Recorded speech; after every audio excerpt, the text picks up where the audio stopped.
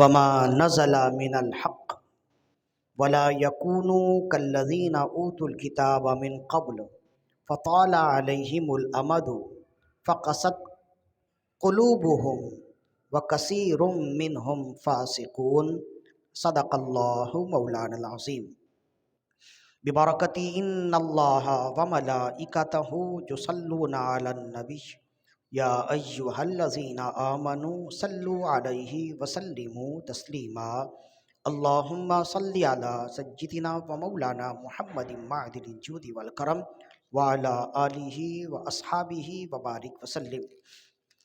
حمد و صلات کے بعد خالق کائنات کی عطا سے فقط اس کی دی ہوئی توفیق سے ہم ایک بار پھر محفل شب براءت میں موجود ہیں اور اس کی برکتوں سے، عظمتوں سے، رحمتوں سے حصہ پا رہے ہیں۔ سن ہجری 1445 کی شب براءت میں ہم موجود ہیں۔ دعا کیجئے کہ اللہ تعالی ہماری آج کی حاضری اپنی بارگاہ میں قبول و مقبول فرمائے۔ ہمارا یہاں آنا اور آپ سب کا یہاں جمع رہنا اللہ اپنی بارگاہ میں قبول فرمائے، اور اس رات ہم اپنے لیے، کسی کے لیے بھی جو دعائے خیر کریں اللہ ان دعاؤں کو قبول فرمائے۔ یہ رات بڑی برکتوں والی ہے، فضیلتوں والی ہے، عظمتوں والی ہے، رحمتوں والی ہے، اور اس رات میں اللہ کا گھر بھی بہت زیادہ روشن رہتا ہے، اور اللہ کے گھر میں اللہ کے بندوں کی حاضری بھی کثرت سے رہتی ہے۔ یہ مجمع ہے، یہ ایک بڑا اجتماع ہے، لوگوں کا ایک جمع غفیر ہے۔ اکثریت آ چکے ہیں، بہت سے لوگ ہیں جو آئندہ آئیں گے، ایک گہما گہمی ہے، اور رات کے اس پہر بھی اللہ کا گھر اجالوں میں ہے، آباد ہے، روشن ہے، اور لوگوں کے درمیان میں ہے، لوگوں سے بھرا ہوا ہے۔ لیکن یہ کیفیت ہر مسجد کی تو نہیں ہے۔ اللہ کا گھر تو ہر مسجد اللہ کا گھر ہے۔ جس طرح سے یہاں گہما گہمی ہے، اجالا ہے، مسجدیں آباد کیے ہوئے اللہ کے بندے بیٹھے ہیں، تو ہر مسجد میں یہ معاملہ تو نہیں ہے۔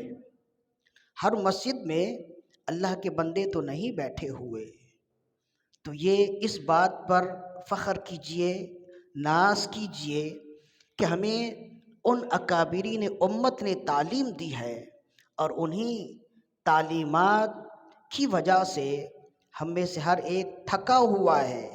آج کا دن چھٹی کا نہیں تھا، ہر ایک تھکا ہوا ہے اپنے اپنے کام سے آنے کے بعد۔ جو وقت اس کے آرام کا ہوتا ہے اس وقت میں وہ مسجد سجائے بیٹھا ہے، مسجد آباد کیے بیٹھا ہے۔ یہ اور کچھ نہیں، ہمارے بزرگوں کی تعلیمات کا نتیجہ ہے، اور یہ ہمارے بزرگوں کی زندہ کرامت ہے، اور یہ اس بات کی دلیل ہے کہ اللہ کے بندوں کو، اللہ کے گھر کو اللہ کے وہی بندے آباد رکھتے ہیں نور ایمان سے اور صحیح عقیدے سے، جن کا دل آباد ہے۔ دل کی آبادی مسجد کی آبادی ہے، اور مسجد کی آبادی دل کی آبادی کے ساتھ مترادف ہے۔ جس کے دل روشن ہیں، جس کے دل آباد ہیں، ان کی مسجدیں بھی آباد ہیں رات کی اس پہر، اور جن کے دل میں آبادی نہیں ہے ان کی مسجدیں بھی رات کی اس پہر ویران ہیں۔ اور یہ رات چونکہ برکتوں والی ہے، فضیلتوں والی ہے، عظمتوں والی ہے، رحمان کے بندے رحمان کا کام کر رہے ہوتے ہیں، تو جو شیطان کے بندے ہیں وہ بھی تو شیطان کا کام کریں گے نا۔ تو جو رحمان کے بندے ہیں وہ رحمان کو منانے کے لیے لگے ہوئے ہیں، اور جو شیطان کے بندے ہیں وہ شیطان کو راضی کرنے کے لیے لگے ہوئے ہیں۔ تو شیطان کو کیسے راضی کریں؟ تو ایک آواز آتی ہے کہ شب برات کی کوئی حیثیت نہیں ہے، شب برات بس ایک ڈھونگ ہے، لوگوں نے اپنی طرف سے اس کی فضیلت بنا لی، خود بھی تکلیفیں اٹھا رہے ہیں، جاگ رہے ہیں، دوسروں کو بھی جگا رہے ہیں۔ تو دیکھیں کسی بھی شخص کے لیے کسی بھی عبادت میں اگر شک آ جائے نا، اس کا ثواب نہیں ملتا، وہ عبادت ہی نہیں ہوتی۔ ابھی میں آپ میں سے کسی سے پوچھوں، ابھی جو آپ نے باجماعت نماز پڑھی وہ کون سی نماز آپ نے پڑھی؟ آپ سوچنے لگ جائیں، شاید مغرب کی پڑھی، شاید عشاء کی پڑھی، شاید عصر کی پڑھی۔ اگر آپ کی پڑھی ہوئی نمازوں میں آپ کو شک ہو گیا، آپ کی نماز گئی، آپ کو ثواب نہیں ملے گا، آپ کی عبادت ہی نہیں ہوئی۔ عبادت کے لیے یقین ضروری ہے۔ تو شب برات میں اتنا شور کیا گیا کہ جو سوشل میڈیا تو ہر ایک کے پاس ہے نا، تو اب لوگوں کے دل تشویش میں ہے، نہ جانے اس رات میں جاگنے سے ثواب ملتا ہے، نہ جانے ثواب ملتا ہے کہ نہیں۔ اگر نہیں ملتا تو خواہ رات جاگ کر ہم گزار رہے ہیں، اتنی مشقتوں سے اتنی محنت کر رہے ہیں، بار بار نیند نہ آ جائے اس وجہ سے وضو کر رہے ہیں، اور پھر بالآخر پتہ چلے کہ اس کی کوئی نیکی ہی نہیں ہے۔ تو اگر اس طرح سے دل میں شک پیدا ہو گیا، عبادت گئی، کوئی ثواب نہیں ملے گا۔ اور اس زمانے میں شیطان یہی کرتا ہے کہ اس کے دو طرح سے اس کی وارداتیں ہیں۔ ایک تو یہ ہے کہ شیطان بسا اوقات منع کر دیتا ہے صراحتاً کہ اس کی کوئی حقیقت نہیں ہے، جاؤ عشاء کی نماز پڑھو اور جا کر سو جاؤ، کوئی حقیقت اس کی نہیں ہے۔ اور دوسرا یہ ہے کہ یہ حدیث ضعیف ہے، اس حدیث کی کوئی اہمیت نہیں ہے، ضعیف حدیث ناقابل استعمال ہے، نافذ العمل نہیں ہوتی، لہذا اس میں شک ہے، نہ جانے یہ رسول اللہ کا فرمان ہے بھی یا نہیں ہے۔ تو اگر شک ہو گیا تو پھر تو عبادت گئی نا۔ ہم اتنی رات گئے یہاں بیٹھے ہوئے ہیں، محنتوں سے بیٹھے ہوئے، مشقتوں سے بیٹھے ہوئے نمازیں پڑھ رہے ہیں، اگر دل میں شک آ گیا کہ نہ جانے واقعی اس کی کوئی حیثیت ہے کہ نہیں ہے، پھر تو عبادت گئی نا۔ اور شیطان یہی کرتا ہے، یہی چاہتا ہے۔ تو یقین رکھیے کہ ہمارے اکابرین نے ہمیں جو پیغام دیا، ہمیں جو سبق دیا ہے، وہ 100% قرآن و سنت کے مطابق ہے۔ اس زمانے میں ادھر ادھر دائیں بائیں دیکھنے کے بجائے اپنے اکابرین کے پیچھے پیچھے چلیے، وہ آپ کے ایمان کے محافظ بھی ہیں، قرآن کے محافظ بھی ہیں، عقیدوں کے محافظ بھی ہیں، اور آپ کے اعمال کے محافظ بھی ہیں۔ تو ہم تو ان پڑھ لوگ ہیں، سیدھے سادے سے ہیں، ہمیں معلوم نہیں قرآن و سنت میں اتنا کچھ کیا ہے۔ عام لوگوں کے لیے بتا رہا ہوں، ہمیں تو ہمارے بڑوں نے جو بتایا، بڑوں سے مراد باپ دادا نہیں ہے، ہمارے بڑوں نے جو بتایا، ہمارے اکابرین علماء نے، ائمہ نے جو بتایا، ہم اسی پر عمل کر رہے ہیں۔ اور ہمارے اکابرین ائمہ نے یہ بیان کیا کہ اس رات میں اللہ کی خاص رحمتوں کا نزول ہوتا ہے، اللہ بخشش فرماتا ہے، لہذا ہم تو ان کے پیچھے پیچھے چلنے والے ہیں۔ اگر آپ کا یہی سیدھا سا عقیدہ ہوگا، مخالفین کے مقابلے میں یہی سیدھا سا جواب ہوگا، تبھی بچ پائیں گے، ورنہ جو تحقیق میں ڈوبا وہ ڈوبتا ہی چلا گیا۔ ان چیزوں میں تحقیق نہیں کرنی چاہیے۔ عقل والوں کے نصیبوں میں کہاں ذوق جنوں، عشق والے ہیں جو سب کچھ ہی لٹا دیتے ہیں۔ بہت ساری چیزیں عقل سے نہیں تولی جاتی، عشق سے تولی جاتی ہیں۔ حالانکہ روایات بھی موجود ہیں، لیکن اس زمانے میں بہت سے ایسے لوگ ہیں جنہوں نے اس کا انکار کیا ہے، لہذا سب سے پہلے عبادتیں تو ہم کریں گے ہی۔ اس رات میں ہم نے بولنا کم ہے، سننا کم ہے، عبادت زیادہ کرنی ہے۔ بہت سی عبادتیں بحمداللہ ہم کرے بیٹھے، اور آئندہ بھی نیت کر رہے ہیں، صلاۃ التسبیح بھی انشاءاللہ پڑھیں گے، سحری بھی کریں گے، یہ بھی عبادت ہے، دعائیں کریں گے، فجر کی نماز بعد جماعت پڑھیں گے، ساری عبادتیں ہیں۔ تو یہ رات بولنا کم ہے، سننا کم ہے، اس رات میں عبادت زیادہ کرنی ہے۔ لہذا اس رات میں عبادت زیادہ کیجئے، لیکن عبادت سے پہلے اپنے دل کا قبلہ تو درست کیجئے۔ کسی نے کہہ دیا اس میں کوئی فضیلت نہیں ہے اور آپ نے بھی سن لیا اور شک کیے بیٹھے ہیں، تو کیا خاک ملے گا؟ شک کرنے سے تو کچھ نہیں ملتا، نہ جانے اللہ دے گا نہیں دے گا، تو پھر تو کچھ بھی نہیں ہوگا نا۔ فلسفہ زدہ تو لوگ یہی ہے نا۔ وہ ایک مغربی فلسفہ زدہ ایک شخص تھا، کچھ عرصے پہلے بہت زیادہ اس کے پروگرامز آتے تھے، جاوید احمد غامدی۔ وہ اپنے پروگرامز میں یہی کہا کرتا تھا کہ اگر جنت و دوزخ ہماری عبادتوں کا ثواب آخرت میں صرف اگر الفاظ ہی رہ گئے تو وہاں میرا کیا بنے گا؟ وہاں جا کر اگر ہمیں معلوم ہوا کہ جنت تو کوئی چیز ہی نہیں ہے، دوزخ کوئی چیز ہی نہیں ہے، اللہ کوئی چیز ہی نہیں ہے، العیاذ باللہ، تو پھر میں نے جو اتنی عبادتیں کی ان عبادتوں کا صلہ کون دے گا؟ وہ اس طرح کے سوالات خود ہی گھڑتا اور نوجوان نسلوں میں وہ سوالات منتقل کرتا۔ تو اب آپ بتائیں، اگر کسی نوجوان کو یا کسی شخص کے ذہن میں یہ خیال گھر کر جائے کہ نمازیں، یہ روزے، یہ حج، یہ زکوٰۃ، یہ تمام اعمال صالحہ جو ہم کر رہے ہیں، راتیں جاگ رہے ہیں، اپنے دل کے مزے کو ترک کر رہے ہیں اللہ کے خوف سے، سب کچھ کر رہے ہیں، راتیں جاگ کر عبادت کر رہے ہیں، آخرت میں معلوم ہوا کہ ایسا تو کچھ ہے ہی نہیں، تو پھر میں نے جو عبادتیں کیں ان عبادتوں کا صلہ کون دے گا؟ تو یہ نظریہ جب انسان کا ہو نا تو وہ خود سر ہو جاتا ہے، پھر وہ ملحد ہو جاتا ہے، کسی مذہب کا پیروکار نہیں ہوتا۔ ظاہر ہے کہ جب اس کے ذہن میں یہ ساری چیزیں شک پیدا کر دیں، جنت ہے کہ نہیں ہے، دوزخ ہے کہ نہیں ہے، ثواب و جزا و سزا کا معاملہ ہوگا کہ نہیں ہوگا، سوال قبر ہے کہ نہیں ہے، میزان عدل ہے کہ نہیں ہے، پل صراط ہے کہ نہیں ہے، قیامت میں اگر یہ ساری چیزیں فقط الفاظ ہی رہ گئی تو میرا کیا ہوگا؟ اگر یہ عقیدہ کسی نے بنا لیا تو پھر اس کی عبادتوں بیکار ہیں۔ وہ تو شک کے ساتھ عبادت کر رہا ہے نا، اور شک کے ساتھ کوئی عبادت مقبول نہیں ہے۔ شک کے ساتھ تو کلمہ مقبول نہیں ہے، عبادت تو کلمہ کے بعد ہے نا۔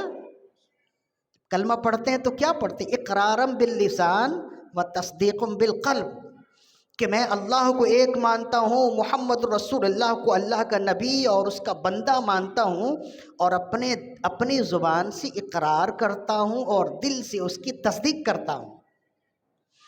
تو سب سے پہلا پیغام شب برات کا یہ ہے کہ جو عبادت کیجئے، علماء نے جو عبادت بتائی، جن عبادتوں کا ثواب بتایا، قرآن و سنت کے مطابق بتایا، یقین جانیے کہ قیامت کے دن رب اپنے فضل و کرم سے ہمیں یہ عطا کرے گا۔ جب یقین جانیں گے تو پھر ملے گا، شک میں کچھ بھی نہیں ملتا۔ خود حدیث شریف ہے نا، انا عند ظن عبدی بی، میں اپنے بندے کے گمان کے مطابق ہوتا ہوں۔ بندہ جس طرح سے مجھے اپنے گمان میں رکھتا ہے میں اس کے ساتھ وہی برتاؤ کرتا ہوں۔ تو یقین رکھیے کہ اس رات میں ہم جو بیٹھے ہیں رب کی بندگی کر رہے ہیں، عبادتوں کی لذتوں سے محظوظ ہو رہے ہیں، بے شک میرا رب اپنے فضل و کرم سے عطا فرمائے گا۔ اس میں شک کریں گے تو ساری عبادتیں جائیں گی۔ اور شیطان ان ایام میں، اس طرح کے ایام میں لوگوں کے دلوں میں شکوک و شبہات پیدا کرتا ہے۔ یہ میں جانتا ہوں کہ اس کا پس منظر کیا ہے ہر ایک نہیں جانتے ہوں گے، لیکن اکثریت سوشل میڈیا کے ساتھ ان ہوتے ہیں تو انہیں معلوم ہے کہ جیسے ہی اس طرح کے ایام آ جائیں تو سوشل میڈیا میں شیطانی کام کس طرح سے پوسٹیں چل رہی ہوتی ہیں کہ یہ تو فلاں کا گھڑا ہوا عمل ہے، یہ تو فلاں کی باتیں ہیں، یہ تو فلاں ہے فلاں ہے۔ پھر شک ہو جائے نا، دل میں شک پیدا ہو جاتا ہے نا، اور شک پیدا ہو جائے تو پھر عبادت گئی۔ اور شیطان یہی چاہتا ہے۔ اپنے آپ کو مضبوط رکھیے، ایک مرتبہ بلند آواز سے درود و سلام کی نذرانی پیش کیجیے۔ اللہم صلی علی سیدنا و مولانا محمد معدن الجود والکرم وعلی آلہ و اصحابہ وبارک وسلم۔ ہمارا عقیدہ اور پیغام یہ ہے، سجدوں سے مسجدوں کو سجانے کی رات ہے، سجدوں سے مسجدوں کو سجانے کی رات ہے، نارے سقر سے خود کو بچانے کی رات ہے۔ نارے سقر یعنی جہنم کی آگ۔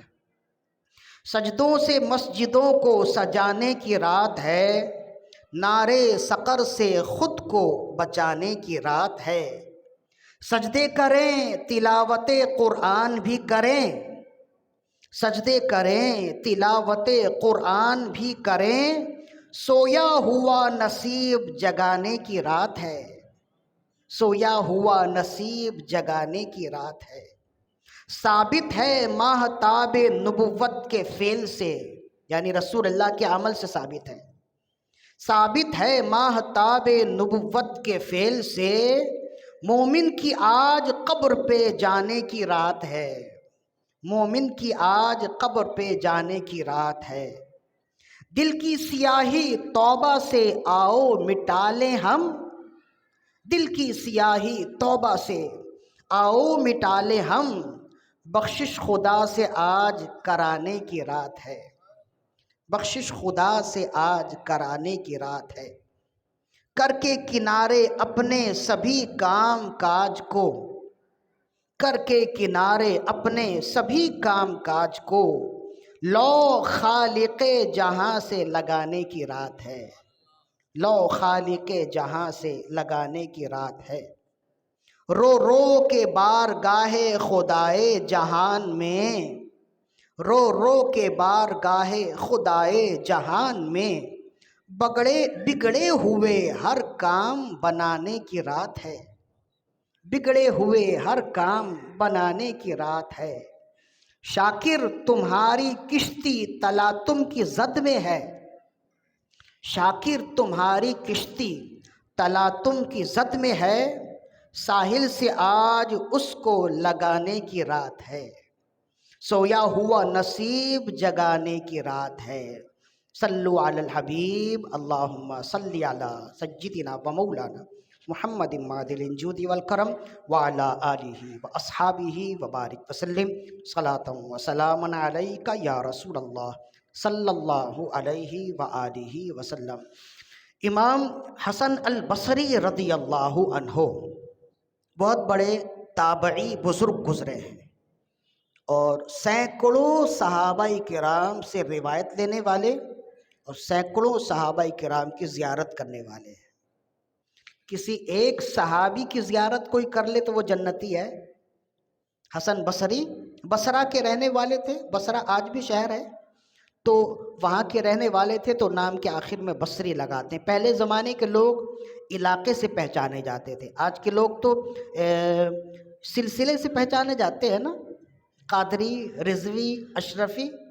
پہلے زمانے کے لوگ بستیوں سے، علاقوں سے پہچانے جاتے تھے۔ جنید بغدادی بغداد کے رہنے والے، حسن بصری بصرہ کے رہنے والے، ابو الحسن توسی طوس کے رہنے والے، امام مالک مدنی مدینہ کے رہنے والے، اسی طرح علاقے سے پہچانے جاتے تھے۔ تو حسن البصری رضی اللہ عنہ بصرہ کے رہنے والے تھے، تو آپ تابعی بزرگ ہیں۔ سینکڑوں صحابہ کرام کی زیارت کی اور سینکڑوں صحابہ کرام سے رسول اللہ کی حدیث لی ہے، ایک فضیلت ان کی۔ دوسری فضیلت یہ ہے کہ رسول اللہ صلی اللہ علیہ وسلم کی اہلیہ ہیں، آپ کی زوجہ ہیں حضرت سیدہ ام سلمہ۔ سب سے آخر میں آپ کا وصال ہوا، رسول اللہ کی تمام ازواج میں سب سے آخر میں سنہ ہجری 63 یا 64 میں آپ کا وصال ہوا ہے، 63 میں غالباً، 61 ہجری میں کربلا ہے نا، 62 یا 63 ہجری میں حضرت ام سلمہ رضی اللہ عنہ کا وصال ہوا ہے۔ تو حضرت ام سلمہ رسول اللہ کی زوجہ ہیں، آپ کی بیوی ہیں۔ صاف لفظوں میں کہنا پڑتا ہے، اس لیے کہ ہماری اردو اتنی مشکل ہو گئی ہے کہ زوجہ کہے جاتے، پھر گھر میں جا کر پوچھتے ہیں زوجہ کا معنی کیا ہوتا ہے۔ تو آپ کی اہلیہ ہیں، بیوی ہیں۔ تو حضرت حسن البصری رضی اللہ عنہ کی والدہ حضرت ام سلمہ کے گھر خدمت کیا کرتی تھی، کام کاج کیا کرتی تھی۔ تو یہ چھوٹی سی عمر میں تھے، گود میں لے کر چلی جاتی اور وہاں جا کر ام سلمہ کی گود میں انہیں چھوڑ دیتی۔ تو حضرت ام سلمہ کی والدہ حضرت حسن البصری کی والدہ تو کوئی اور ہے، لیکن انہوں نے پرورش پائی ہے ام سلمہ کی گود میں، رسول اللہ کی اہلیہ کی گود میں ہے، پرورش پائی ہے۔ تو کتنا بڑا مقام و مرتبہ ہوگا ان کا، 2 مرتبہ ہو گیا۔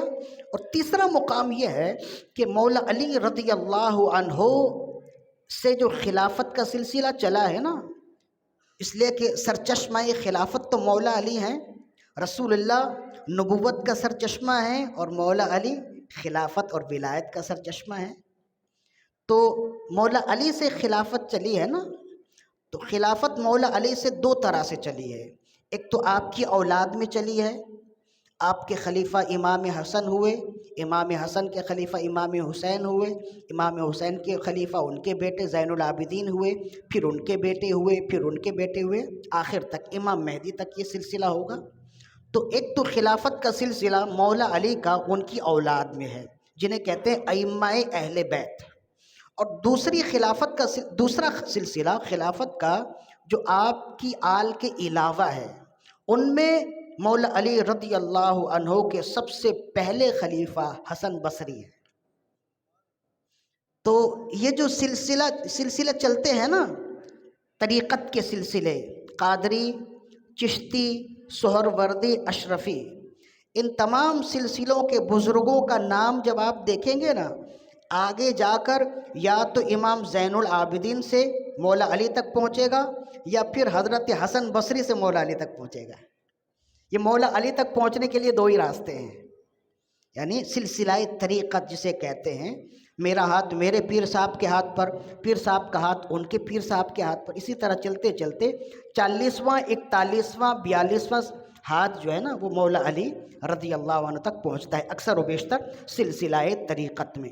تو حسن بصری رضی اللہ عنہ مولا علی رضی اللہ عنہ کے خلیفہ بھی ہیں، اور آپ کے ایسے شاگرد ہیں کہ اکثر و بیشتر آپ نے مولا علی سے رسول اللہ کی روایت دی ہے۔ لیکن ایک زمانہ ایسا تھا کہ بنو امیہ کے دور میں اہل بیت اطہار کو بڑا تنگ کیا جاتا تھا، بہت انہیں تلاش کیا جاتا، انہیں شہید کیا جاتا تھا۔ ہر ایک کا ایک دور ہوتا ہے نا، ہر بندہ اپنے دور میں سمجھتا ہے کہ وہی سب کچھ ہے، انہیں ختم کر دے گا، لیکن اللہ کے نبی کی نسل کو کوئی ختم نہیں کر سکا نا۔ یزید نے بھی بڑی کوشش کی، ختم کر پایا؟ نہیں کر پایا نا، اس نے تو پورا گھرانہ ہی ختم کر دیا۔ صرف رسول اللہ صلی اللہ علیہ وسلم کی آل میں سے ایک ہی شہزادے بچے تھے نا، امام زین العابدین۔ ایک شہزادے سے آپ کی اولاد اتنی کثرت سے ہوئی کہ آج دنیا کی ہر گلی میں سیدزادے۔ یزید کے 14 بیٹے تھے، لیکن آج تک یزید کی نسل نہیں چلی۔ تو اللہ جسے چاہے چلا دیتا ہے، جس میں چاہے برکت دے دیتا ہے۔ تو بنو امیہ کے دور میں بھی اہل بیت کو بڑا تنگ کیا جاتا تھا۔ یہ جو عبداللہ شاہ غازی بابا ہے نا، یہ اسی دور میں آئے تھے۔ جب انہیں تنگ کیا گیا تو وہاں سے انہوں نے ہجرت کی، مدینے سے ہجرت کی اور یہاں آئے، بڑی مشقتوں کے بعد آئے۔ کبھی موقع ملا تو ان کے حوالے سے بھی بتائیں گے۔ تو اس زمانے میں حضرت حسن بصری رضی اللہ عنہ جب بیان کرتے نا، رسول اللہ کی حدیث بیان کرتے، تو کہتے قال رسول اللہ صلی اللہ علیہ وسلم، رسول اللہ نے بیان کیا، سمیت رسول اللہ، میں نے رسول اللہ سے سنا۔ تو لوگ کہتے کہ حسن بصری آپ صحابی تھوڑے ہی ہیں، آپ نے رسول اللہ کو دیکھا نہیں، آپ نے سن کیسے لیا؟ تو کہتے کہ اصل میں جو بھی حدیث بیان کروں نا کہ میں نے رسول اللہ سے سنا ہے، تم سمجھ جایا کرو 20 میں مولا علی ہیں۔ میں نے مولا علی سے سنا ہے، مولا علی نے رسول اللہ سے سنا، تو آپ ان کا نام صراحتاً کیوں نہیں لیتے؟ تو کہتے چپکے چپکے، ابھی وقت نہیں ہے ان کے نام لینے کا، اس لیے کہ ان کے دشمن زیادہ ہیں۔ جہاں مولا علی کا نام لے لیا جائے اس کا سر کاٹ دیتے تھے۔ تو اسی طرح آج بھی کتابوں میں حسن بصری رضی اللہ عنہ سمیعت رسول اللہ سے روایت کرتے ہیں، میں نے رسول اللہ سے سنا۔ حالانکہ رسول اللہ کو سننے کے لیے ان کا زمانہ چاہیے نا، ان سے ملاقات چاہیے۔ رسول اللہ سے ان کی ملاقات ہے ہی نہیں، ورنہ وہ تابعی تھوڑی ہوتے، وہ تو صحابی ہو جاتے۔ تو اس طرح سے انہوں نے اللہ کے دین کی حفاظت کی۔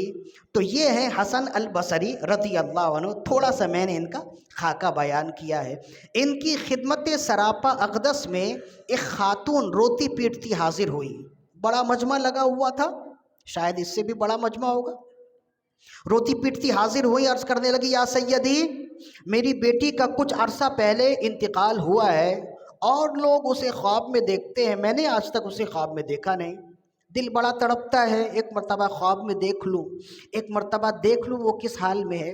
چاہتے ہیں نا لوگ، جو زندہ لوگ ہیں وہ اپنے کسی قریبی جن کا انتقال ہو گیا اسے دیکھنا چاہتے ہیں، خواب میں دیکھنا چاہتے ہیں۔ تو آگے تو بہت ساری باتیں ہیں، تو اس میں یہ طریقہ بھی آپ کو بتا دیا جائے گا۔ اس طریقے پر آپ عمل کریں گے تو انشاءاللہ آپ بھی جسے دیکھنا چاہتے ہیں خواب میں، انشاءاللہ امید ہے کہ آپ دیکھ پائیں گے۔ تو حسن البصری رضی اللہ عنہ کی خدمت میں وہ خاتون عرض کرنے لگیں، اور لوگ تو خواب دیکھتے ہیں، میری بیٹی کو میں نے آج تک دیکھا نہیں ہے، کوئی وظیفہ بتائیں کہ میں بھی اپنی بیٹی کو خواب میں دیکھ پاؤں۔ حضرت حسن البصری رضی اللہ عنہ نے فرمایا کہ عشاء کی نماز پڑھ کے فارغ ہو جاؤ اور 4 رکعت نماز نفل پڑھو۔ ہر رکعت میں سورہ فاتحہ کے بعد ایک بار سورہ تکاثر پڑھو، الہاکم التکاثر حتی زرتم المقابر، ایک بار پڑھو۔ ایک روایت میں ہے کہ 4 بار پڑھو۔ امام سخاوی نے بھی لکھا ہے، نبہانی نے بھی لکھا ہے اس کو، دیگر محدثین نے بھی اس واقعے کو لکھا، امام غزالی نے بھی لکھا ہے اس کو۔ تو اس طرح سے پڑھو، اور جب پڑھ کے فارغ ہو جاؤ تو بغیر کسی سے بات کیے بستر پہ جاؤ، درود شریف پڑھتے پڑھتے سو جاؤ، انشاءاللہ مقصد میں کامیابی ملے گی۔ خاتون چلی گئیں، انہوں نے جا کر یہی عمل کیا، آپ نے بھی یہی عمل کرنا ہے۔ انہوں نے جا کے یہ عمل کیا تو کہتی ہیں کہ اسی رات انہوں نے اپنی شہزادی کو، اپنی بیٹی کو خواب میں دیکھ لیا، لیکن دیکھنے کے بعد مزید اور غمزدہ ہو گئیں اور بے چین ہو گئیں۔ دوسرے دن حاضر خدمت ہوئی، عرض کرنے لگی یا سیدی، آپ سے جب تک دیکھا نہیں تھا تو بڑی بے چینی تو تھی، لیکن اب دیکھنے کے بعد بے چینی بڑھ گئی ہے، کیوں بڑھ گئی؟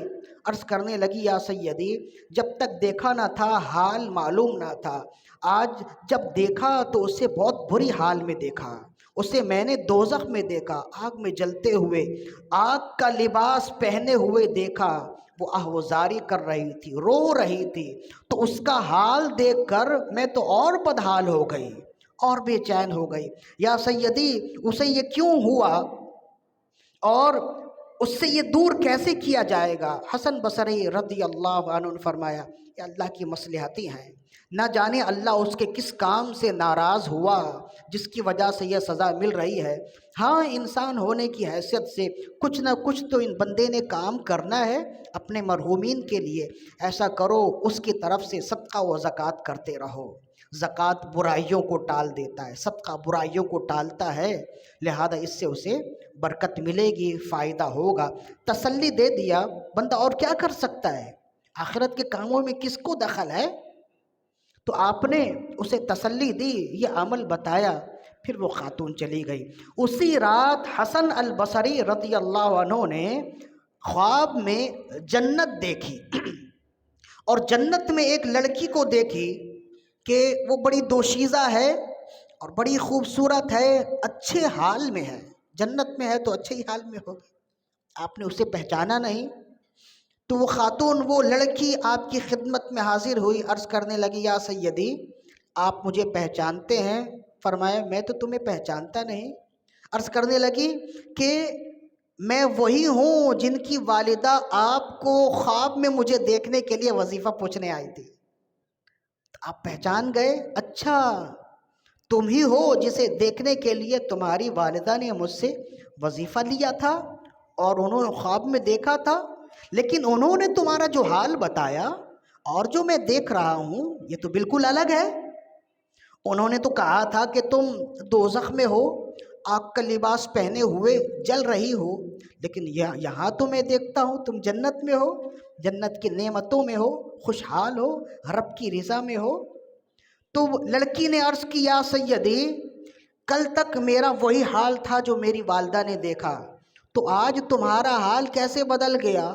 تو اس نے عرض کی یا سیدی، آج صبح آپ رسول اللہ صلی اللہ علیہ وسلم کے غلاموں میں سے ایک غلام قبرستان کے پاس سے گزرا، رسول اللہ کی بارگاہ میں ایک بار درود و سلام کے نذرانے پیش کیے، ہاتھ اٹھا کر اس نے کہا یا اللہ، تیرے حبیب پر درود و سلام پڑھنے کا ایصال ثواب اس قبرستان میں جتنے مردے ہیں سب کو کرتا ہوں۔ تو اس لڑکی نے کہا ایک میرا ہی حال بگڑا نہیں تھا، 700 مردوں کا حال بگڑا تھا، اس ایک درود و سلام کی برکت سے ہم تمام کا برا ہوا حال، بگڑا حال اچھے حال میں تبدیل ہو گیا۔ میرا اپنا کیا ہے؟ میرا کچھ بھی نہیں ہے، خاک مجھ میں کمال رکھا ہے، مصطفیٰ نے سنبھال رکھا ہے۔ صلو علی الحبیب، اللہم صلی علی سیدنا و مولانا محمد طب القلوب و دوائها وعافیت الابدان و شفائها ونور الابصار و ضیائها وروح الارواح و غذائها وعلی آلہ و اصحابہ وبارک وسلم۔ چند باتیں ہیں جو غور طلب ہیں اس سے۔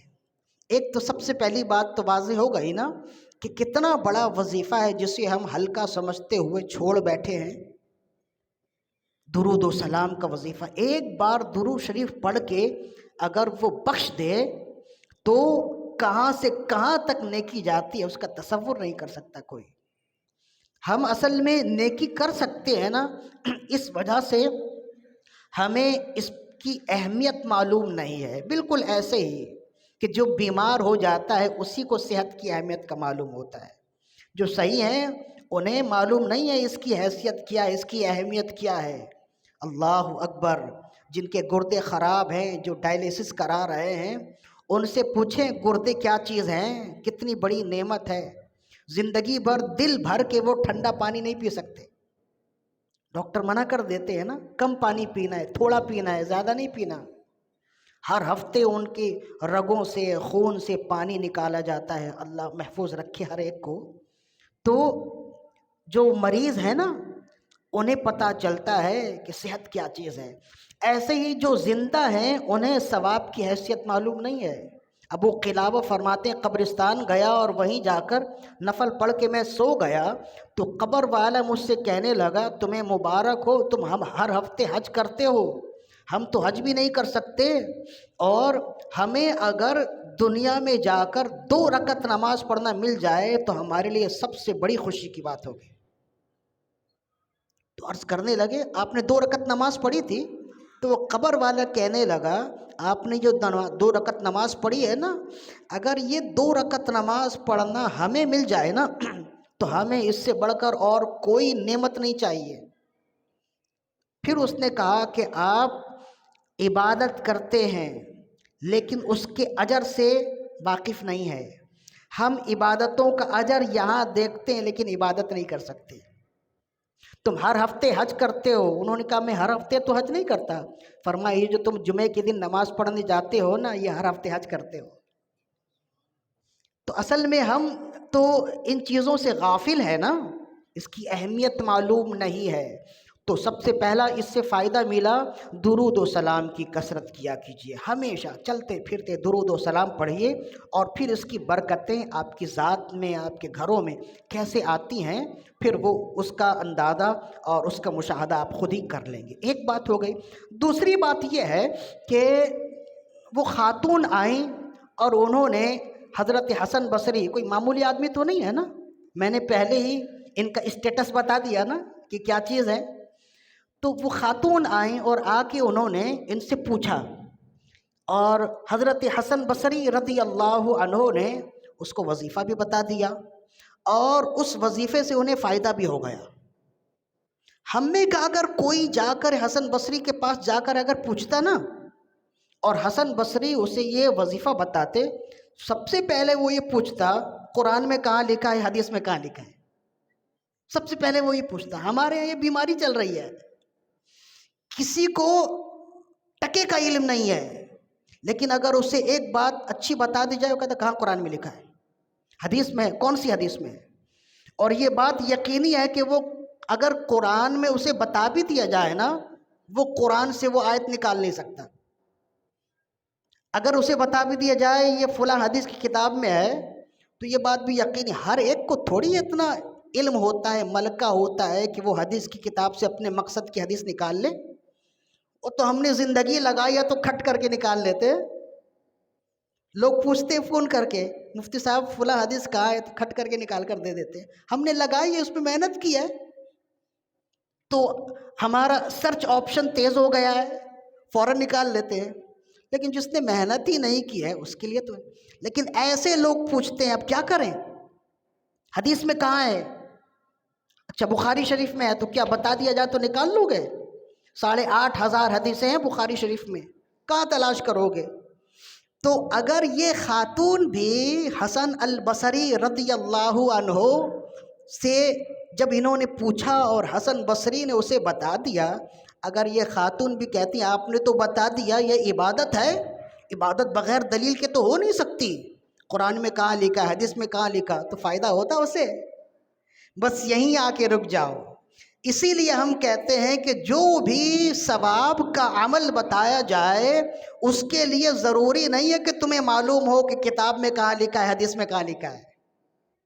जो भी सवाब की बात मालूम हो ना, ये अमल कर लो इसमें इतना सवाब है, तो फिर ढूंढने की ज़रूरत नहीं है कि कहाँ लिखा है, और ना ही पूछने की ज़रूरत है।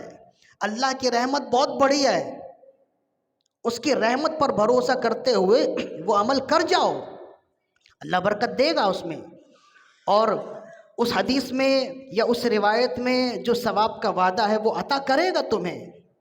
तो इससे हमारा अकीदा भी दुरुस्त होता है इस वाक़ये से कि अगर वो खातून पूछ लेती तो उन्हें भी कोई फ़ायदा नहीं होता और फिर हमें भी कोई फ़ायदा नहीं होता।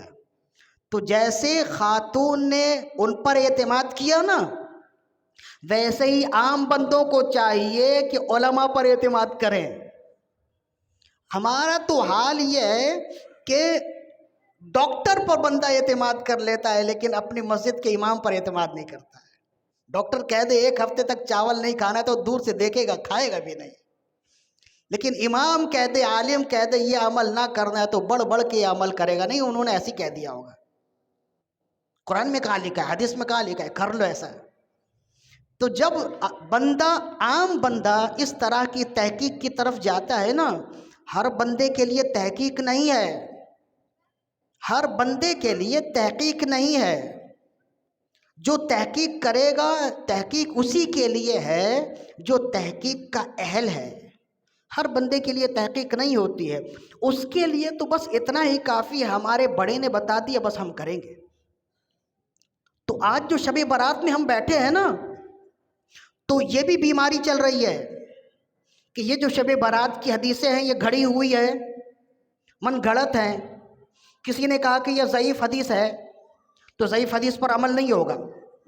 बाद लोगों ने तो कह दिया ये कि शब बारात में जो इबादत है, इबादत के लिए सही हदीस चाहिए, ज़ईफ़ हदीस है। हम जब कहते हैं कि शब बारात के लिए, तो इब्ने माजा की हदीस है, रसूलुल्लाह ने फरमाया इज़ा कान लैलतुन निस्फ़ि मिन शाबान फ़क़ूमु लैलहा वसूमु नहारहा। ए मेरे बंदो, ए मेरे ग़ुलामों, जब शब बारात आ जाए उसकी रात में जाग कर इबादत करो, दिन में रोज़ा रखो। इसलिए कि रसूलुल्लाह ने फरमाया, इसलिए कि फ़इन्नल्लाह यंज़िलु फ़ीहा लिग़ुरूबि शम्स इला समाई दुनिया, इसलिए कि अल्लाह रब्बुल इज़्ज़त मग़रिब के वक्त ही आसमान दुनिया पे नुज़ूल इजलाल फरमाता है और फिर फजर तक ये पुकारता है, अला मुस्तग़फ़िरुन फ़अग़फ़िर लहू, अला मुस्तरज़िक़ुन फ़अरज़ुक़हू, अला मुब्तलन फ़उआफ़ियहू। है कोई बख्शिश चाहने वाला मैं उसे माफ़ कर दूँ, है कोई रोज़ी चाहने वाला मैं उसे रोज़ी दूँ, है कोई तंगियों में मुब्तला, दुख में मुब्तला, वो मुझे पुकारे मैं उसे दुख से नजात दे दूं। है कोई किसी भी तरह का साइल फ़उतियाहू, कि वो मुझसे मांगे मैं उसे दूं। इस रात में रब बंदों को पुकारता है, मुझसे मांगो मुझसे मांगो, और रब देता है। تو جب یہ حدیث ان کے سامنے پیش کی جائے، ابن ماجہ کی حدیث، کہتے ہیں تو ضعیف حدیث ہے، تو کیا کریں؟ تو ضعیف حدیث پر عمل نہیں ہوتا، تو پھر کیا کرو؟ تو عشاء کی نماز پڑھو اور شب برات میں گھر جا کر سو جاؤ۔ تو ایسا نہیں ہے ضعیف حدیث کے بارے میں محدثین اب ضعیف حدیث کے بارے میں اب آپ کو بتائیں تو کیا سمجھ میں آئے گا؟ ہم جو اپنی دنیاوی معمولات میں مبتلا ہیں، عام بندوں کو کیا پتہ ضعیف حدیث کیا ہے، صحیح حدیث کیا ہے؟ لیکن جب دعویٰ کرنے آئے تو نہیں، یہ ضعیف حدیث ہے، صحیح حدیث لاؤ۔ اب اس کو معلوم بھی نہیں ہے کہ ضعیف حدیث ہوتی کیا ہے۔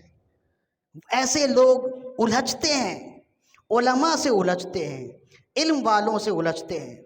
کوئی شب برات کے حوالے سے کوئی پوسٹ ڈال دے تو پھر نیچے کمنٹس دیکھیں، یہ تو غلط ہے، یہ تو ضعیف حدیث ہے۔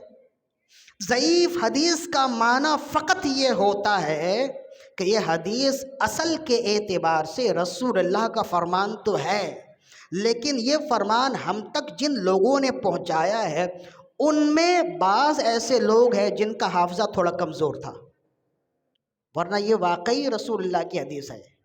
بس یہ ہے، اسی وجہ سے علماء نے فرمایا کہ جہاں نیکیوں کی بات آئے، جہاں عبادتوں کی بات آئے، وہاں اگر ضعیف حدیث بھی ہو نا، اس پر عمل کر لیا کرو، اس سے بڑی برکتیں ملیں گی۔ اب کیا کریں، ہمارے علماء نے ہمیں کر کے بتایا ہے، اور ایسی یہ تو ضعیف حدیث ہے نا۔ اب دیکھیں آگے، شیخ محی الدین ابن عربی کو تو جانتے ہیں، اور طغر الغازی کے ڈرامے کے بعد تو یہ بڑے معروف ہو گئے، شیخ ابن عربی، محی الدین ابن عربی کے نام سے، سید المکاشفین ان کا لقب ہے، اور بڑے زبردست بزرگ گزرے ہیں۔ ان کی حدیث کی کتاب بھی ہے اور تفسیر کی کتاب بھی ہے، تفسیر ابن عربی 8 جلدوں پہ ہے، اس کو پڑھنے کے لیے بھی ایک الگ سے دماغ چاہیے، ابن عربی کی، اور کتابیں ان کی ہیں۔ اور تمام باتوں کے باوجود ان کی سب سے بڑی خوبی یہ ہے کہ یہ سید المکاشفین ہیں۔ مکاشفین کسے کہتے ہیں؟ مکاشفہ کسے کہتے ہیں؟ دنیا میں بیٹھے بیٹھے آئندہ کیا ہوگا اسے دیکھ کر بتا دینا، اور جب آئندہ آئے تو اس کے کہنے کے مطابق ہو جائے، اس کو مکاشفہ کہتے ہیں۔ کہ ابھی بیٹھے بیٹھے وہ بتا دے کہ اگلے 2 سال میں یہ ہونے والا ہے اور ایسا ہی ہو جائے۔ وہ صاحب کشف ہوتا ہے جو آئندہ ہونے والے کام کو، آئندہ ہونے والی باتوں کو بتا دے۔ یہ علم غیب نہیں ہے، یہ ایک کشف ہے، اللہ کی طرف سے ہوتا ہے۔ یا جو دنیا میں بیٹھے بیٹھے جنت و دوزخ کو دیکھ لے، ایسے بھی لوگ ہیں جو دنیا میں بیٹھے بیٹھے جنت و دوزخ کو دیکھ رہے ہوتے ہیں، تو انہیں صاحب کشف کہتے ہیں۔ تو شیخ محی الدین ابن عربی کی بڑی خوبیاں ہیں، ان خوبیوں میں ایک سب سے بڑی خوبی ہے کہ آپ سید المکاشفین، یعنی جتنے صاحبان کشف ہیں آپ ان کے سردار ہیں۔ اور فقط ایسا ہی نہیں کہ آپ کا لقب ہو گیا ہو، آپ کی کتابیں بھری پڑی ہیں، فتوحات مکیہ ہے، فصوص الحکم ہے، ایسی پرمغز کتاب ہے، اسے پڑھنے کے لیے بھی جو ہے نا، یوں سمجھ لیں کہ 10-15 سال تک بندہ پہلے پڑھے پھر اس کتاب کو پڑھے۔ مکاشفے کی کتابیں تو وہی پڑھ سکتا ہے جو اس فیلڈ میں ہوگا نا۔ تو ابن عربی اور ان کے مکاشفے کے بارے میں اعلیٰ حضرت رحمہ اللہ نے تو عجیب بات لکھی ہے۔ اعلیٰ حضرت سے کسی نے پوچھا، یا سیدی قیامت کب قائم ہوگی؟ تو آپ نے فرمایا کہ سن ہجری 1537 میں دنیا سے اسلامی حکومت ختم ہو جائے گی، اور سن ہجری 1900 میں 1835 میں اسلامی حکومت ختم ہو جائے گی، اور سن ہجری 1900 میں امام مہدی کا ظہور ہوگا۔ اعلیٰ حضرت نے لکھا ہے، یہ بڑی گہری بات ہے، خاص لوگوں کی خاص باتیں خاص راتوں میں خاص انداز میں خاص لوگوں تک پہنچا رہا ہوں۔ سن ہجری 1900، ابھی تو 1400 ہے نا، 1900 ہجری میں امام مہدی کا ظہور ہوگا۔ اعلیٰ حضرت رحمہ اللہ نے ملفوظات میں لکھا ہے۔ تو عرض کی، یا سیدی یہ آپ نے کہاں سے اخذ کیا؟ فرمایا شیخ ابن عربی نے لکھا ہے۔ کہ شیخ ابن عربی نے لکھا، ہو سکتا ہے غلط بھی ہو جائے۔ فرمائی ابن عربی نے آج کے دن تک جو بھی مشاہدات لکھے ہیں، جو بھی پیشن گوئیاں لکھی ہیں، آج تک غلط نہیں ہوئی ہے تو یہ بھی غلط نہیں ہوگی۔ پھر آپ نے ایک مثال دی، فرمایا کہ ابن عربی کا جب انتقال ہوا نا تو آپ کی قبر پوشیدہ ہو گئی۔ کچھ سالوں بعد تو قبر مٹ جاتی ہے نا، آپ کی قبر پوشیدہ ہو گئی۔ 100 سال تک آپ کی قبر گمنامی میں رہی۔ پھر سلطان سلیم جو سلطنت عثمانیہ کے بادشاہ تھے، وہ جب شام میں داخل ہوئے تو آپ کو خواب آیا حضرت شیخ ابن عربی کا۔ شیخ ابن عربی نے فرمایا سلطان سلیم فلاں جگہ میری قبر ہے، اسے دریافت کرو، صاف کرو اور لوگوں کو بتاؤ یہ ابن عربی کی قبر ہے۔ تو اس خواب میں بتائے ہوئے مقام پر صبح سلطان سلیم گئے، وہاں زمین کوریدنے کے بعد، صاف کرنے کے بعد ان کی قبر نکلی۔ قبر کے اوپر کتبہ لگا تھا جس میں ابن عربی لکھا تھا۔ تو فرماتے ہیں کہ ابن عربی نے اپنی قبر گم ہونے اور دوبارہ قبر مل جانے پر اپنی حیات میں ہی لکھ دیا تھا۔ اور آپ کا ایک مقولہ تھا اذا دخل سین فی الشین ظہر قبل محی الدین، جب سین شین میں داخل ہوگا تو ابن عربی کی قبر ظاہر ہوگی۔ تو ان کی کتاب میں آج بھی ہے یہ مقولہ لکھا ہوا ہے، اذا دخل سین فی الشین ظہر قبر محی الدین، کہ جب سین شین میں داخل ہوگا تو محی الدین کی قبر ظاہر ہو جائے گی۔ لوگ پڑھتے سمجھ نہ پائے، لیکن 100 سال کے بعد جب سلطان سلیم شام میں داخل ہوا اور آپ کی قبر ظاہر ہوئی تو پتہ چلا اچھا سین اور شین سے یہ مراد تھے۔ سین سے مراد سلطان سلیم اور شین سے مراد ملک شام تھا۔ تو اعلیٰ حضرت رحمہ اللہ فرماتے ہیں اتنے بڑے سید المکاشفین تھے کہ انہوں نے جو بھی مکاشفہ بیان کیا آج تک سچ ہوا ہے۔ تو امام مہدی کا ظہور کب ہوگا، آپ نے جو لکھا ہے وہ بھی انشاءاللہ ہوگا۔ تو یہ ان کا اسٹیٹس میں نے تھوڑا سا بتا دیا، اس لیے کہ آگے جو بات ہے وہ بھی اہم ہے۔ فرماتے ہیں کہ آپ کے علاقے میں ایک نوجوان کے بارے میں بھی یہ لوگوں میں شور تھا، لوگوں میں مشہور تھا کہ وہ بھی صاحب کشف ہے، یعنی وہ بھی زمین میں بیٹھے بیٹھے بہت کچھ دیکھ لیتا ہے۔ تو ایک جگہ آپ دعوت پہ گئے، امام نووی نے اس کو لکھا ہے اپنی کتاب میں، اور ملا علی قاری علیہ رحمت باری نے بھی اس کو مرقات میں لکھا اور دیگر کتابوں میں بھی ہے۔ تو ایک جگہ آپ دعوت پہ گئے تو وہ نوجوان بھی بیٹھا تھا۔ بعض لوگ کہتے تھے یہ نوجوان بس اپنے دعوی کشف میں جھوٹا ہے، ایسی ڈھونگی ہے۔ بعض لوگ کہتے کہ سچا ہے۔ تو شیخ ابن عربی دعوت پہ گئے، کھانے کے لیے بیٹھے تو کھانا کھاتے ہوئے ایک ہی دسترخوان پہ وہ نوجوان اچانک کھانے کا لقمہ چھوڑے، دھاڑے مار مار کر رونے لگا۔ لوگ جمع ہو گئے، خوشی کا موقع ہے، دعوت میں لوگ آئے ہوئے، یہ نوجوان رو رہا ہے۔ ابن عربی نے اسے پاس بلایا اور پوچھا تو اس نوجوان نے کہا میں ابھی اپنی والدہ کو دوزخ کی آگ میں جلتا ہوا دیکھ رہا ہوں، میں نے ابھی اپنی والدہ کو دیکھا اور میں دیکھ رہا ہوں۔ ابن عربی کو ایک روایت ملی تھی جس کی کوئی سند نہیں، نہ حدیث صحیح ہے نہ ضعیف ہے، وہ تو سند سے معلوم ہوتی ہے، کوئی سند ہی نہیں ہے۔ ابن عربی کو ایک روایت ملی تھی، کہیں سے انہوں نے سنا تھا کہ رسول اللہ نے فرمایا ہے کہ جو 70,000 بار کلمہ طیبہ لا الہ الا اللہ محمد رسول اللہ پڑھ کے کسی مردے کو بخش دے تو اللہ تعالیٰ اس کی بھی مغفرت کرے گا اور پڑھنے والے کی بھی مغفرت کر دے گا۔ تو ابن عربی نے بہت دنوں پہلے یہ سنا تھا، پڑھا تھا، اور پھر پڑھنے کے بعد اس پر یقین کرتے ہوئے 70,000 مرتبہ لا الہ الا اللہ یعنی کلمہ طیبہ پڑھ کے رکھ لیا، کسی کو ایصال ثواب نہیں کیا تھا۔ تو اب یہاں دعوت پہ آئے اور اس نوجوان کو روتا دیکھا، پوچھنے پر اس نوجوان نے بتایا میری والدہ کو دوزخ میں عذاب ہو رہا ہے۔ ابن عربی نے اپنے دل میں نیت کی، یا اللہ 70,000 مرتبہ جو میں نے کلمہ طیبہ پڑھا ہے اور تیرے نبی نے فرمایا کہ جو پڑھ کے بخش دے گا اس کی مغفرت ہو جائے گی اور پڑھنے والے کی بھی مغفرت ہو جائے گی، یا اللہ اس نوجوان کی والدہ کو میں بخشتا ہوں۔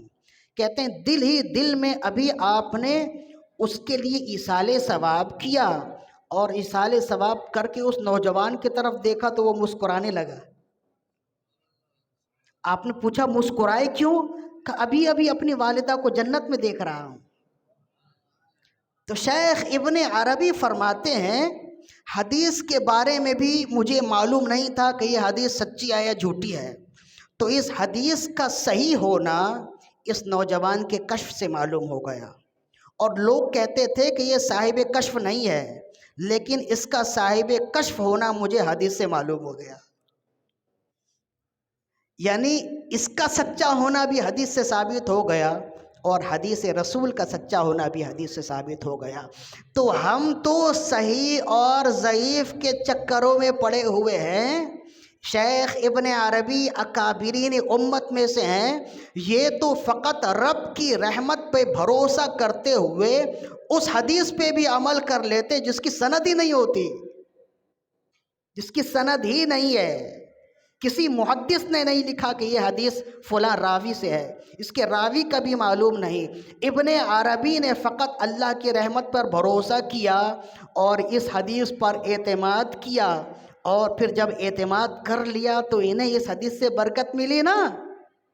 یہی ہم اپنے سننے والوں کو بھی بتانا چاہتے ہیں کہ ہر عمل کے مقابلے میں قرآن و حدیث کو کریدنا اور کھنگالنا ضروری نہیں ہوتا، کچھ رب کی رحمت پہ بھی بھروسہ کرنا چاہیے۔ اعلیٰ حضرت رحمہ اللہ جب حج پہ گئے تو آپ کو بخار تھا، آپ نے خود لکھا 104 یا 103 بخار پہ آپ طواف کرتے رہے۔ تو کہتے ہیں دوران طواف بارش ہونے لگی تو اعلیٰ حضرت کے جو ساتھی تھے انہوں نے کہا یا سیدی چلیں تھوڑی دیر بعد جب بارش رک جائے تب طواف کر لیجئے گا، آپ کو بخار بھی ہے۔ آپ نے فرمایا رسول اللہ کی ایک حدیث ہے کہ جو بارش میں بھیگتا ہوا طواف کرے اللہ اس کے گناہ بخش دیتا ہے۔ تو دوسرے جو اعلیٰ حضرت کے شاگرد تھے وہ بھی اعلیٰ حضرت کے شاگرد ہیں نا، عرض کرنے لگے یا سیدی یہ حدیث تو ضعیف ہے۔ آپ نے فرمایا حدیث ضعیف ہے تو کیا ہوا، رب کی رحمت تو قوی ہے۔ تو مجھے حدیث ضعیف پر بھروسہ نہیں، رب کی رحمت پہ بھروسہ ہے۔ تو شب برات میں جاگ کر عبادت کرو، رب کی رحمتیں ملیں گی، برکتیں ملیں گی، مغفرت کی بشارت ہے۔ یہ حدیث ضعیف ہے، یہ حدیث ضعیف ہے۔ اس طرح سے کر کے لوگوں کو اعمال سے بے بہر کر دینا، اعمال سے غافل کر دینا یہ بہتر ہے، یا رب کی رحمتوں پر امید دلا کر لوگوں کو مسجد میں لانا اور آباد پر برانگیختہ کرنا یہ بہتر ہے؟ تو بے شک یہ بہتر ہے نا۔ اسی وجہ سے ہم اب تک اپنے لوگوں کو یہ بتانے کی کوشش کر رہے ہیں کہ عام لوگوں کے لیے اس بحث پر پڑھنا ہی نہیں چاہیے، ان کے لیے فقط اتنا ہی کافی ہے۔ اور ہمارے بزرگان دین یہی کرتے تھے کہ صرف معلوم ہو گئے یہ عبادت کرو تو اس میں یہ نیکی مل جائے گی، بس ان کے لیے اتنا ہی کافی ہے۔ یہ جو آپ آج دیکھتے ہیں نا، کوئی بھی حدیث ہوتی ہے اس حدیث کے نیچے حدیث کا نام، کتاب کا نام ہوتا ہے، صفحہ نمبر ہوتا ہے، حدیث نمبر ہوتا ہے، حتیٰ کہ وہ کتاب کہاں سے چھپی ہے، بیروت سے چھپی ہے یا کہیں سے چھپی ہے وہ بھی اس کا بھی پتہ ہوتا ہے۔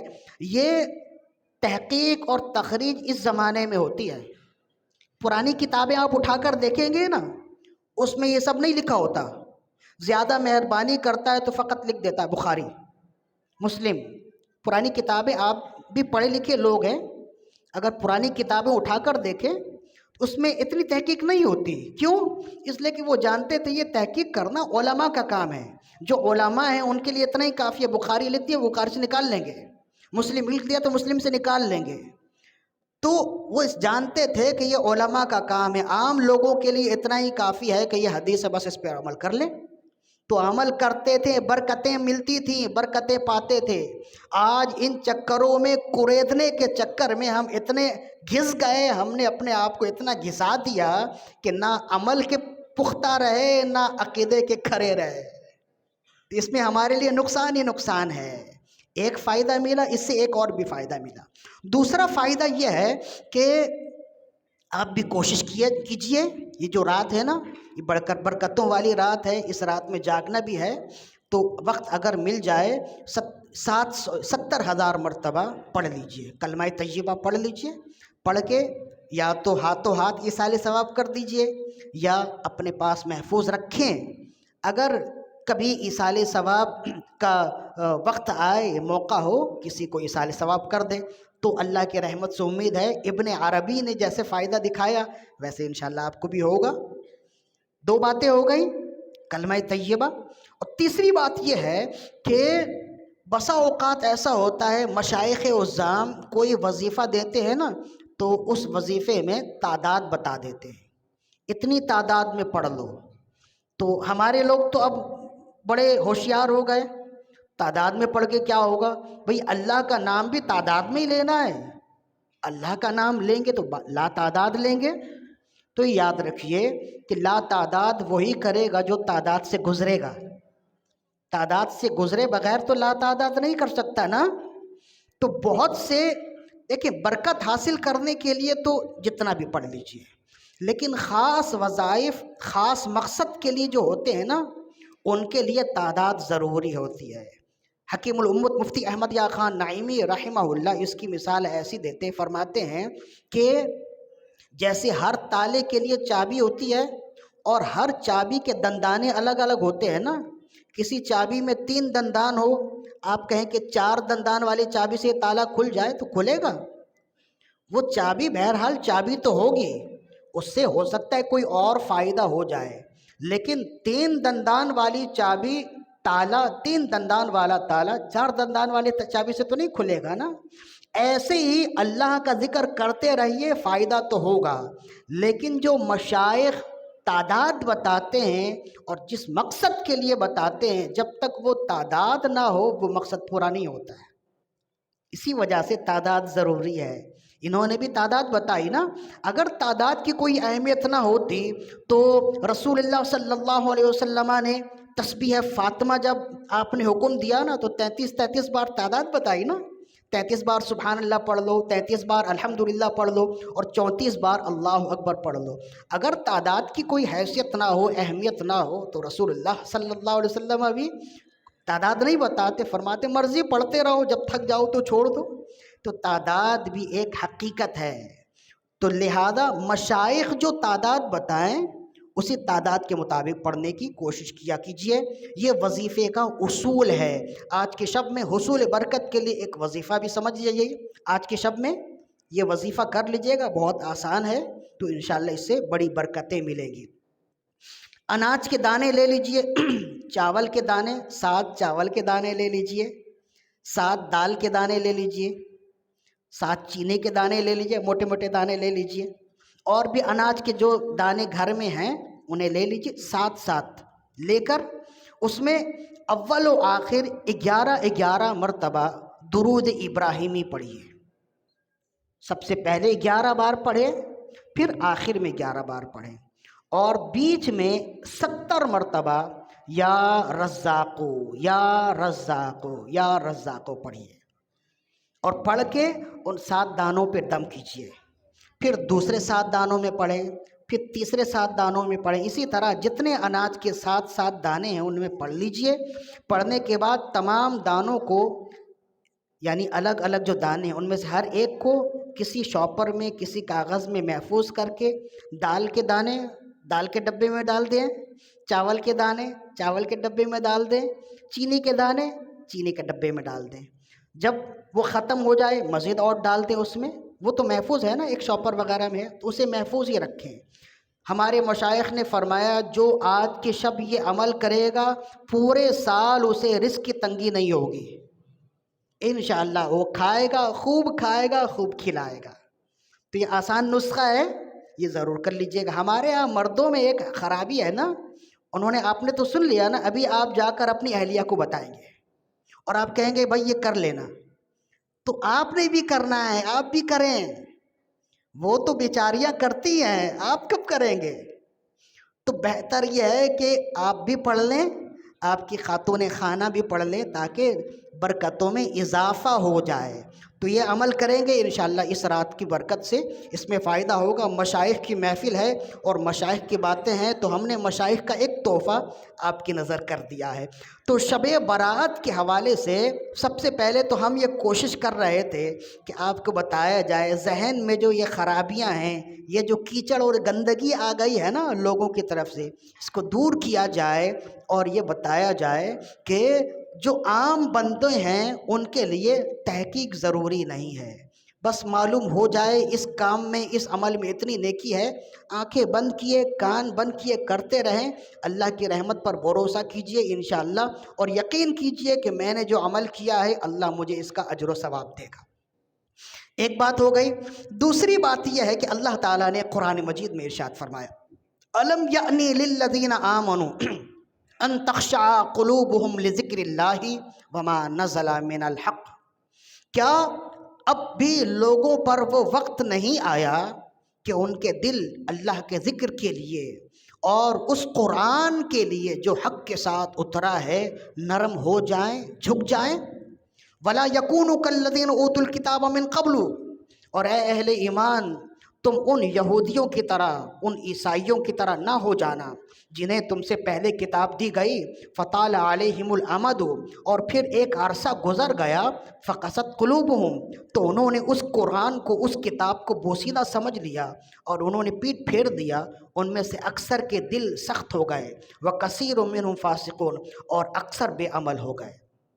تو اس آیت مقدسہ نے ہمیں جھنجھوڑا ہے اور اس آیت میں ہمیں دعوت ترغیب دی ہے اور بتایا ہے کہ اے لوگوں تم آج کے دور میں اس کی تفسیر ایسی ہوگی کہ اے لوگوں تم اپنے آپ کو ساری دنیا سے پٹتا ہوا دیکھ رہے ہو، ساری دنیا میں ذلیل و رسوا ہو رہے ہو، دبے ہوئے ہو، فلسطینی مسلمانوں کو خاک و خون میں غلطاں دیکھتے ہو، کر کچھ نہیں سکتے، کشمیری نوجوانوں کو مجاہدین کو شہید ہوتا دیکھ رہے ہو، گھروں سے اجڑتا ہوا دیکھ رہے ہو، تم کر کچھ نہیں سکتے، ہر جگہ تمہاری رسوائی ہو رہی ہے، تمہارے حکمران اسلامی قوانین سے کھلواڑ کر رہے ہیں، تم کچھ کر نہیں سکتے۔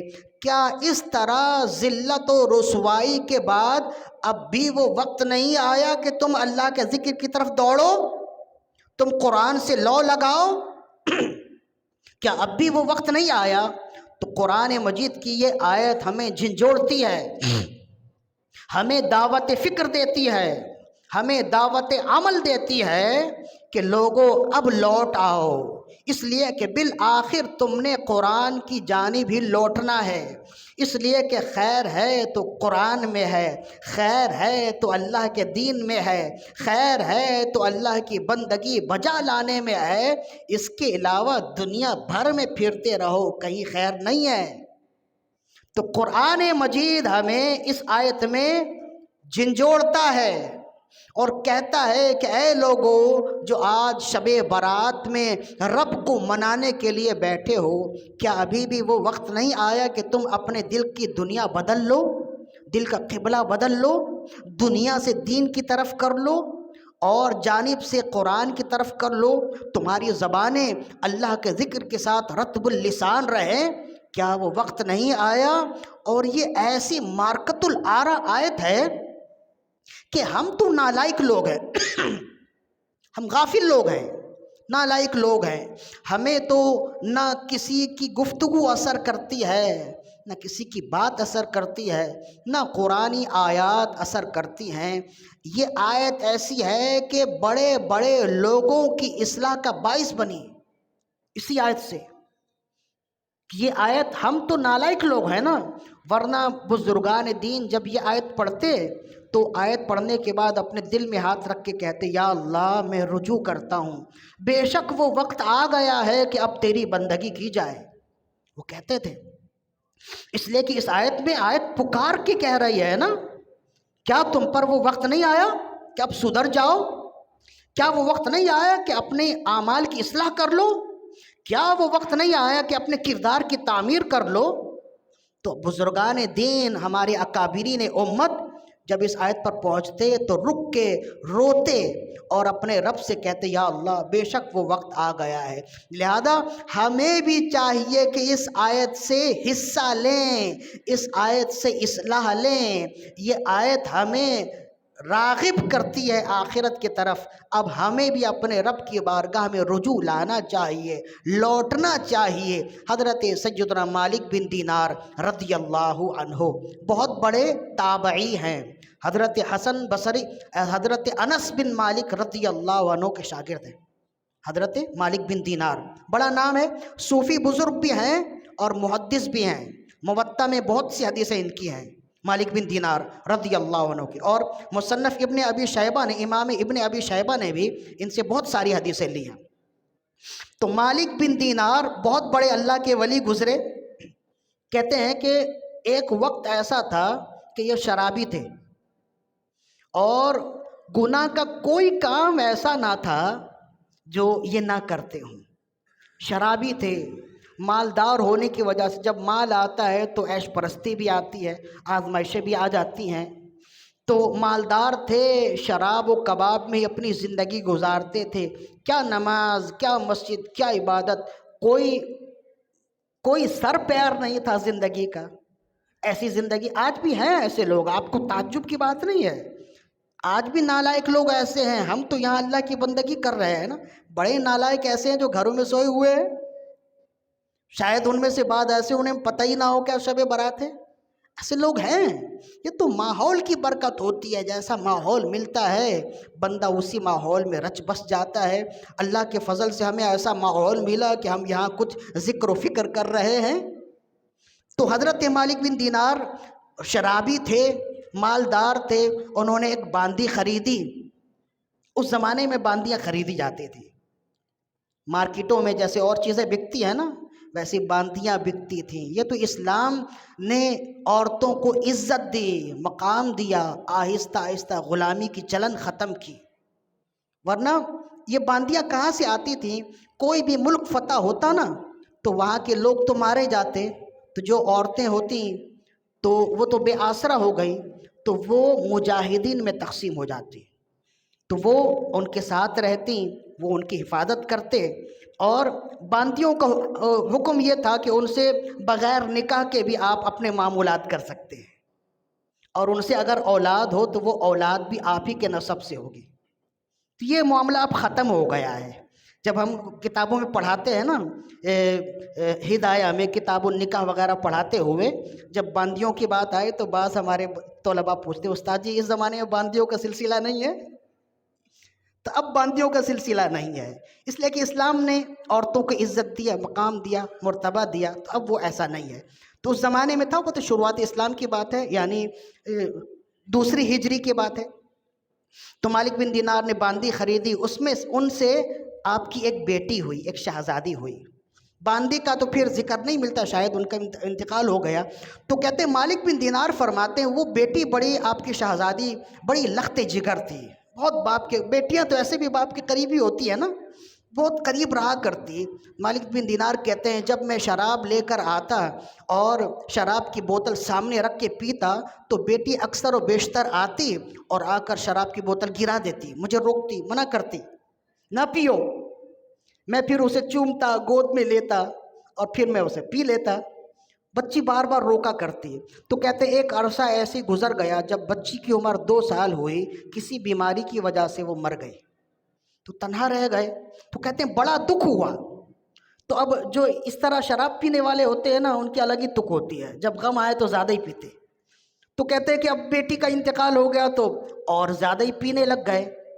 تو کہتے یوں ہی سلسلہ زندگی کا چلتا رہا، بے ربط زندگی، بے موج اور بے لذت زندگی چلتی رہی۔ چلتے چلتے ایک رات آئی شب برات کی، یعنی شب برات جب آئی تو کہتے ہیں کہ مجھے کیا پتہ شب برات کیا ہے، مجھے کیا پتہ کہ اس رات میں عبادت کیا چیز ہے۔ ان کی تو دنیا ہی الگ تھی، وہ شراب میں ہیں، اپنے کام سے فارغ ہوئے تو 2-4 بوتل لے لیے، گھر آئے، لوگ تو عبادتوں میں ہیں، مسجدوں میں ہیں، ان کی تو دنیا ہی الگ تھی۔ انہوں نے کہا میں نے شراب پی اور پینے کے بعد مست ہو گیا، پھر سو گیا۔ تو کہتے ہیں جب سویا تو خواب میں نے دیکھا کہ میں ایک ویرانے میں ہوں اور ایک درندہ ہے، خوخار چیر پھاڑ کرنے والا درندہ، وہ میرے پیچھے لگا ہے اور میں آگے آگے بھاگتا ہوں، وہ اسی تیزی کے ساتھ میرے پیچھے پیچھے بھاگتا ہے۔ میں بھاگتا جاتا ہوں حتیٰ کہ سامنے مجھے ایک سمندر نظر آیا جو آگ سے بھرا ہوا تھا، آگ کا سمندر تھا۔ میں نے ارادہ کیا کہ اس میں غوطہ لگا لوں، اس لیے کہ اگر جل گیا، مر گیا، یک لخت میں مر جاؤں گا، یہ درندہ چیر پھاڑ کر مجھے رکھ دے گا تو ہر ایک ایک انگ سے میں مروں گا، اس میں تکلیف زیادہ ہوگی۔ تو کہتے ہیں جیسے ہی میں اس میں چھلانگ لگانے کا ارادہ کرتا ہوں تو مجھے آواز آتی ہے کہ تم یہاں سے پلٹ جاؤ، یہ تمہارے لیے نہیں۔ تو کہتے ہیں پھر میں بھاگتا ہوں اور وہ درندہ میرے پیچھے ہے، جان چھوڑنے کو نہیں ہے۔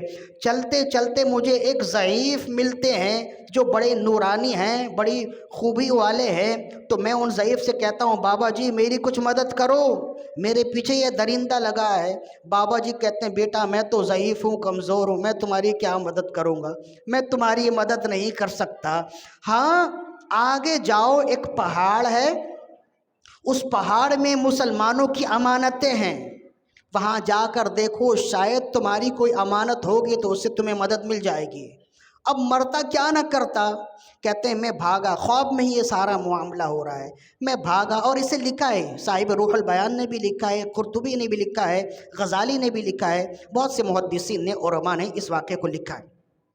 کہتے ہیں کہ وہ پھر بھاگے، پہاڑ کیا ہے، وہ موتیوں کا ایک گنبد ہے اور اس میں چھوٹے چھوٹے سوراخ بنے ہیں، جیسے کبوتر کے رہنے کی جگہ ہوتی ہے نا، تو کبوتر کے رہنے کی جگہ تو ظاہر گندگی ہوتی ہے، وہ سوراخ بنے وہ بھی موتیوں سے بنے ہیں، اندر کی چیز باہر سے اور باہر کی چیز اندر سے نظر آتی ہے اور شیشے کی طرح ہیں، اور اس کے اندر ان سوراخوں میں کہتے ہیں جب میں نے کسی سے پوچھا اس میں کیا ہے تو کہا گیا کہ اس میں مسلمانوں کی امانتیں ہیں۔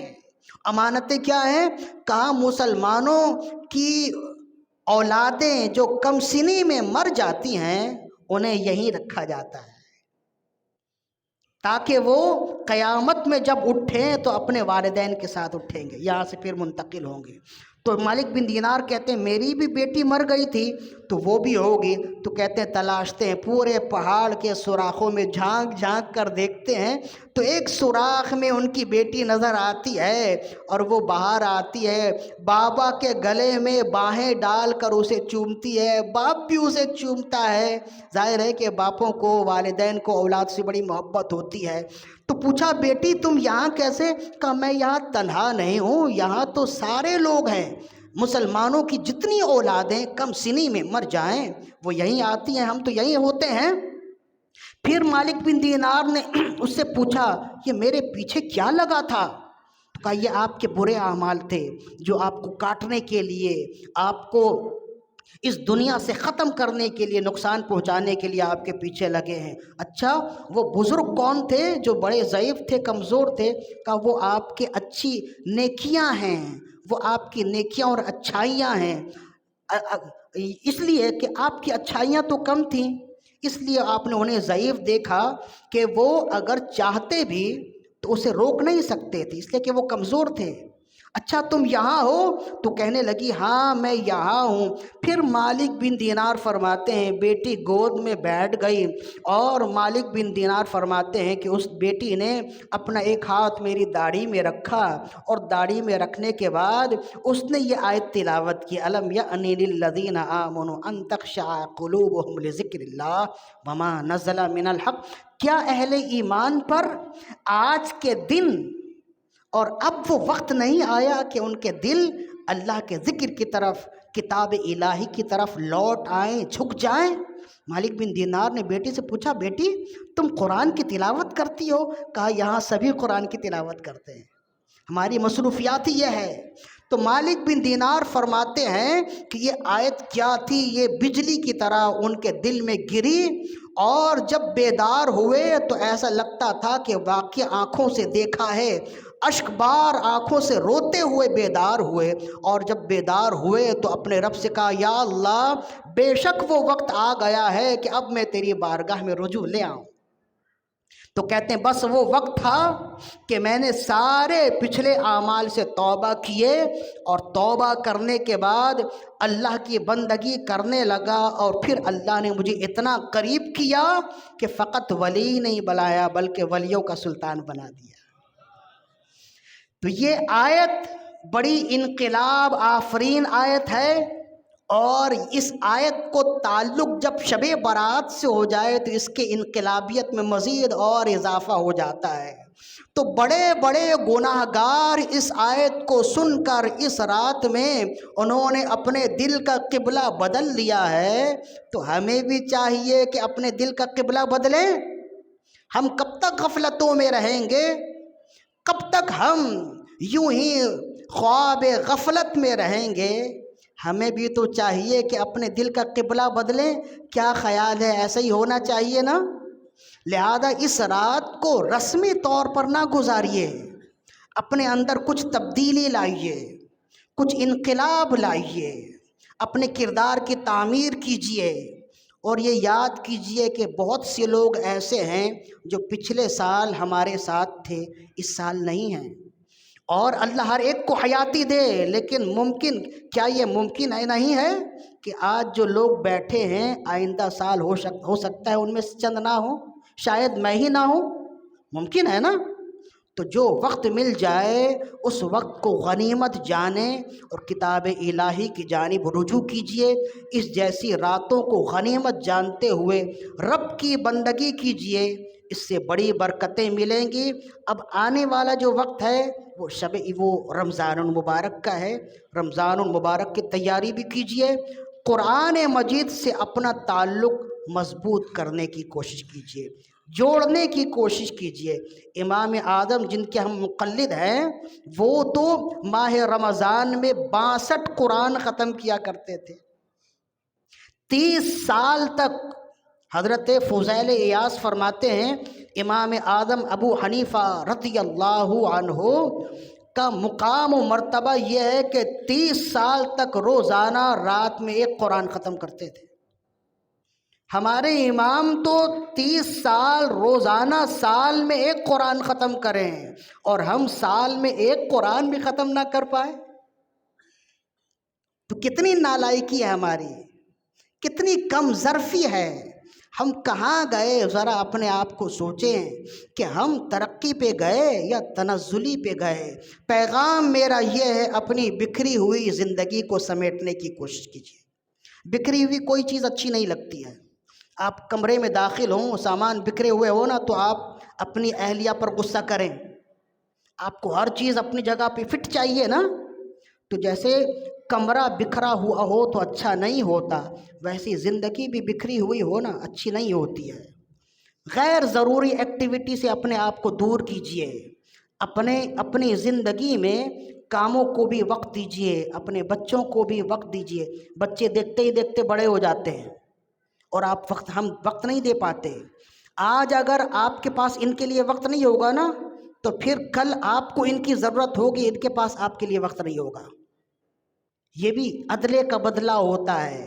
جب آپ کی زندگی ایک ڈھنگ پہ ہوگی نا، ایک دائرے پہ ہوگی، ایک محدود وقت پہ ہوگی، کام کے لیے وقت ہو، عبادتوں کے لیے وقت ہو، کھانے کے لیے وقت ہو، کچھ آرام کے لیے وقت ہو، اپنی زندگی کو اس طرح وقت کے سانچے میں ڈھالیں گے نا، تو پھر دیکھیں آپ کے پاس ہر کام کے لیے خود بخود وقت نکل جائے گا۔ ہمارا مسئلہ یہ ہے کہ ہماری زندگی بکھری ہوئی ہے، جو کام مل گیا کر لیا، جو سے پہلے سامنے آ گیا وہ کر لیا۔ ایسا نہیں ہے، ہمیں یہ طریقہ بتایا ہے۔ یہ جو نماز پڑھنے والے ہیں نا، اس وجہ سے یہ وقت کی پابندی کرتے ہیں، اس لیے کہ نماز پڑھنے والا جو ہوتا ہے اس کی زندگی خود بخود ہی ڈھنگ پہ آ جاتی ہے، ایک قاعدے پہ آ جاتی ہے۔ جو نمازی ہوتے ہیں نا، وہ کسی کو وقت دیتے ہیں نا، ظہر کے بعد آ جانا، عصر کے بعد آ جانا، عشاء کے بعد آ جانا۔ اور جو بے نمازی ہوتے ہیں وہ کس کو ٹائم دیتے ہیں؟ دن کے کھانے کے بعد آ جانا، شام کی چائے میں آ جانا، رات کے کھانے کے بعد آ جانا۔ تو رات کا کھانا تو پتہ نہیں ہے، ظہر تو پتہ ہے نا، عصر کا وقت ایک تعین ہے، رات کے کھانے کا کوئی وقت ہے؟ دن کے کھانے کا کوئی وقت ہے؟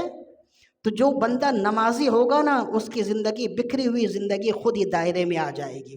میرا پیغام یہی ہے، اپنے آپ کو نمازوں کا خوگر بنائیے، قرآن مجید سے اپنا تعلق جوڑیے، آج کی رات خوب عبادت کیجیے، اپنے لیے بھی دعائیں مانگیے، اپنے مرحومین کے لیے بھی دعائیں مانگیے۔ اللہ تعالیٰ سے دعا ہے کہ ہماری آج کی حاضری اپنی بارگاہ میں قبول و مقبول فرمائے۔ وما علینا الا البلاغ المبین۔